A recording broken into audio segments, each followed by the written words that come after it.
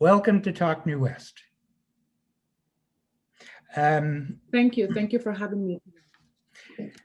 Okay, now in terms of the BC Black History Awareness Society, what can you tell me about its mandate?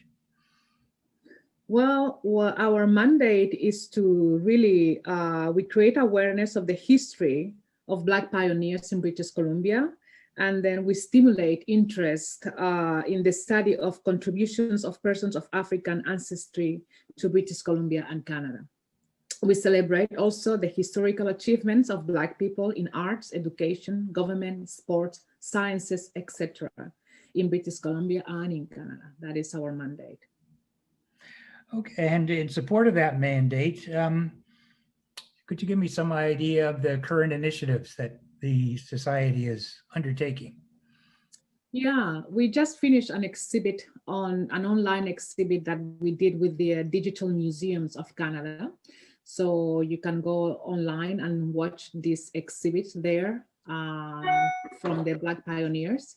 Also, we are working with the Ministry of Education. We are to try to bring in some Black history to the schools, as well as also to have anti-racism programs and the discrimination programs, as well as teacher training programs, so that teachers can feel comfortable teaching history that is not from their own culture, that belongs to other people's cultures. So sorry, I'm not done yet. We have a lot of things that we are doing. But anyway, so also we are working with the Royal BC Museum on an exhibit that is, first we are going to have like a small pocket gallery exhibit, and then we will go, we are trying to have a permanent exhibit on the upstairs court, right? As the Black community, as well as all the communities that are part of BC. Oh, okay. Those are some of the samples of things that we are working on. So now right now with the education system in BC, there's nothing specific to Black history or Black studies in elementary school or high school? No, not that I know of. Interesting. Now, again, but correct me if I'm wrong, but in Canada, most Black immigration has been to Ontario, Quebec, and the Maritimes. And is it increasing in BC? Well, I guess it's increasing in BC, but the reason that it has been historically that way is because, number one, there was slavery on that side of Canada, on the east side of Canada. The slavery happened there. So also the loyalists were invited to come and to fight defending the Queen. So they promised some Black people to come up to Canada. They will give them land and place to stay if they fought alongside the Crown. Also, the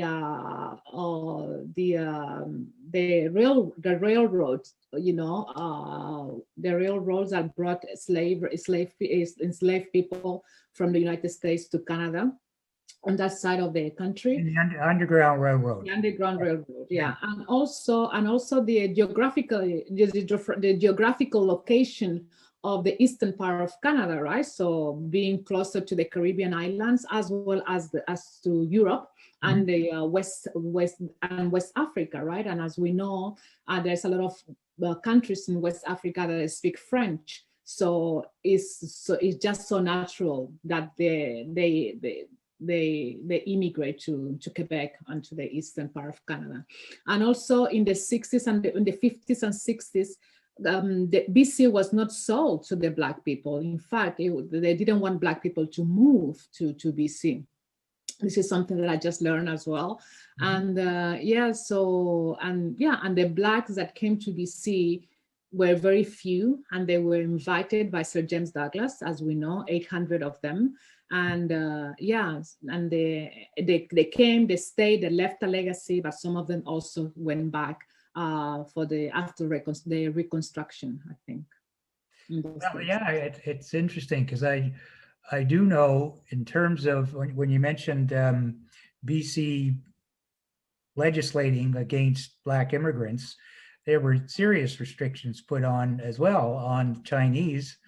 And I was quite shocked to find that the Chinese Exclusion Act wasn't rescinded in this country until like 1947, something like Crazy, that. crazy, Quite, crazy, yeah. crazy. Especially when the Chinese immigration started, because they were selling Canada to the Chinese. You know, the government as well as the private industries wanted cheap labor, Mhm. right? So they brought all all the Chinese people to come and work here, and they came. You know, mainly men. And Mhm. then, and then when they started to come, a lot of them, they then started to put taxes on them. You know, like if you want to come, you have to pay X amount of money, and things like that. Yeah, it has been terrible, the treatment that the Chinese people have in this country, as well as many other cultures.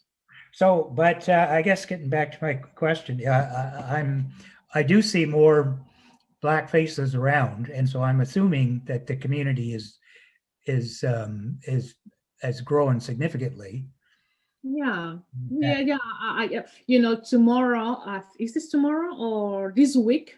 The Canada Statistics is putting on a program for Black History Month, and they are going to talk about that. They are going to talk about the Black communities in BC, and in Canada. So I'm very interested to attend so that I can learn more about this. Well, that Like, would yeah, obviously, I don't know if there's more or they are just more visible. I don't know, but I cannot tell you the numbers exactly. okay. Um, Now, it seems to me Canada, not sure if it's a policy, but they certainly recognized multiculturalism as a fundamental part of this country. Um, and I know that works for both the East Indian community and the Chinese community, and I'm wondering how that works for the Black community. When you say work, what do you mean? Well, I mean, it's to foster that Canada is represented by a whole range of races, and it's not, it's certainly not white, just white anymore. And and I guess the whole It point was of it, never white. It was never white.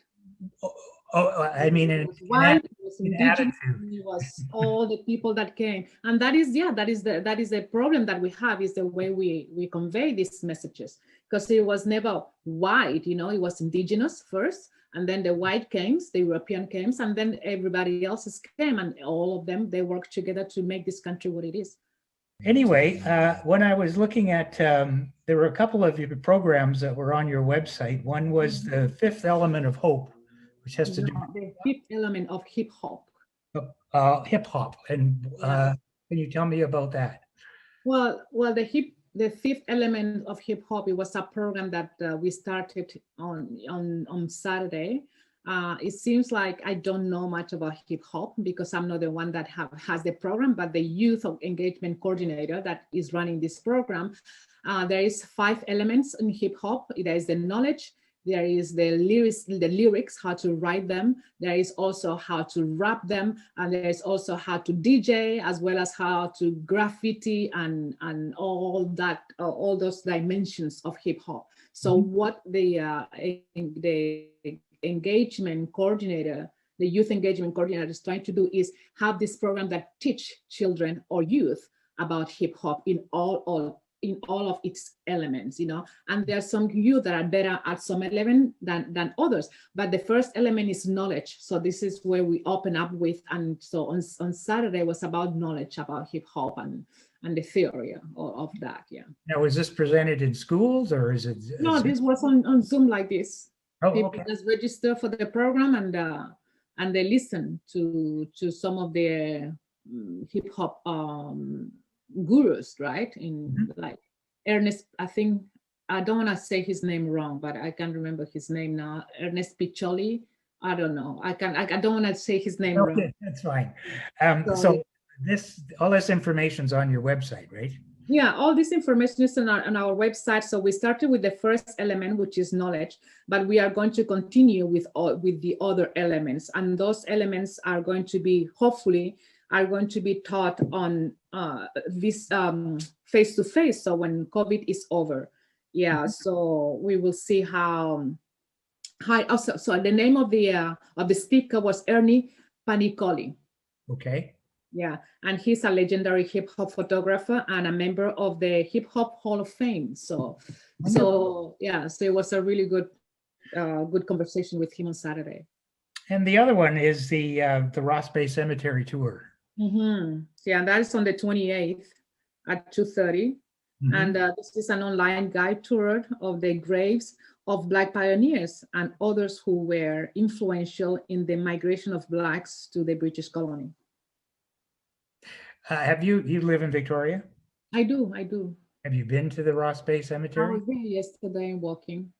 Yeah, it's I lived in Victoria for 6 or 7 years, about 20 years ago, and I have a fascination with cemeteries. I just, they can tell you so much about history for one thing, but yeah, so I know that cemetery, and I wasn't aware that there was, is there a separate section, or are they kind of? No, they're mixed. They're not separate sections, you know. But then again, I know it's very interesting. You know, you're not aware until you are made be aware, right? Until you hear it somewhere. Because why would you be aware, right? Right. Exactly. But it's good that now more people think, wow, if there's white people here, I'm sure there should be also other kind of people buried in here, right? You know, those are the things that we should always think, right? Yesterday, I was at the General Hospital, the one that is on the highway. And there was I don't know if she was Cantonese or Chinese, or I don't know what she was Chinese, but I don't know if she was she was speaking Cantonese or Mandarin. I don't know. And but she was speaking in a language that nobody could understand, and she wanted some services in the hospital. So I asked the lady, because I was there picking up a client, and I said to her, "Don't you have anyone that can speak Mandarin or Cantonese so that you can talk to this lady?" And they didn't have anybody in the hospital, which is really sad. Yeah, it's sad, and I'm actually surprised, but because there's so many. I'm surprised. I mean, how many teachers in schools here? I mean, I don't see any Asian teachers, you know, and it's very rare to see. I don't know. Like, I asked my son, "Do you have any teacher?" My son is in grade 12 now. I said, "Do you have any teacher in your school that is not white?" That is not white. No, he doesn't have any. That's interesting. Although when I did move to Victoria, one of the things I noticed, and again, this is 20 years ago, I actually was quite shocked at how white it was. I mean, coming from Metro Vancouver, which is white, well, it is, but it's not quite so British as it used to be. Anyway, I want to thank you very much. It shouldn't be British. It's Canada. We are not in England.